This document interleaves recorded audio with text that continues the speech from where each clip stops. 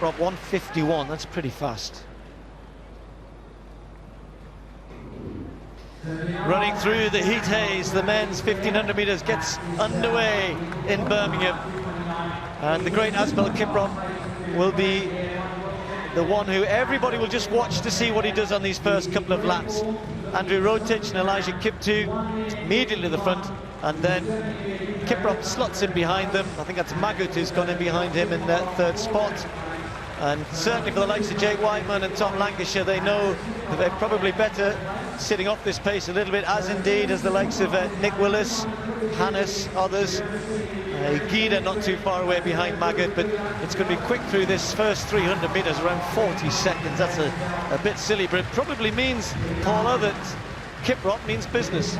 Yeah, it definitely means he's committing to running fast here. I think when you look at the lining start up there, it looked a lot of men on the track, and there was potential for some bumping and barging, some falls maybe there. But given the pace that they've gone out, that danger has gone now. They're strung out right down the track behind them, and Kiprop is right on the shoulder of the two pacemakers, almost urging them on. So he's here, ready to commit to this race and ready to try and run fast.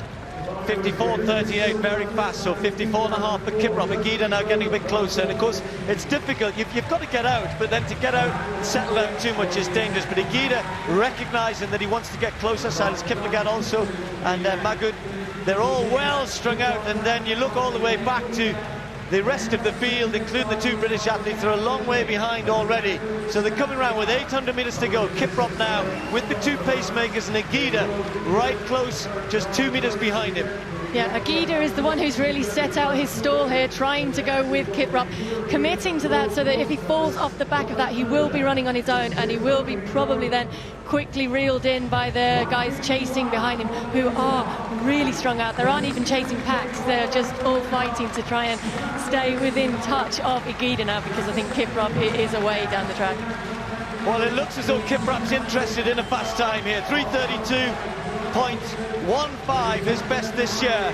Brian Gregson chasing with the pack, if you like, behind Agida, who's a good 7 or 8 metres behind Kiprop. And Kiprop wants to go past the pacemaker because the pace has just dropped a little bit, but it's still quick.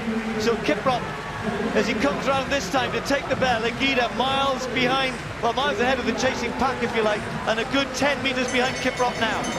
I don't know if on that lap Agida even maybe made up a little bit on Kiprop, and that's what pushed Kiprop to go around the pacemaker a little bit earlier and forge on ahead, because Agida isn't really going backwards there, and I think the chasing pack now are starting to realise that, and the chase is on, but whether they can make it round up on him is in doubt.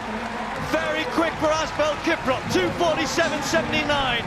He's relaxed, but you can see he's concentrating. Look at the focus in his eyes. He knows a quick time is on here. Now, can he run a time which not only would be the world lead for him, could be the quickest time that we've ever had in Great Britain. The fastest ever is 3:30.2 to Hicham El Garouj, goes all the way back to the year 2000. He's not going to be too far away. Asbel KIPROP is miles ahead here, focusing on the clock, focusing on the line. KIPROP getting a little bit tired. Watch the clock. It's under 3:30. 3:29.35, Agida, and then Nick Willis in third place. Well, wondered whether he fancied it today. He certainly did. All of the way this time, not hanging back, not having a little rest in the third lap. It was hard work for him, but that is the fastest 1500 metres ever run in Great Britain. It's the fastest in the world this year.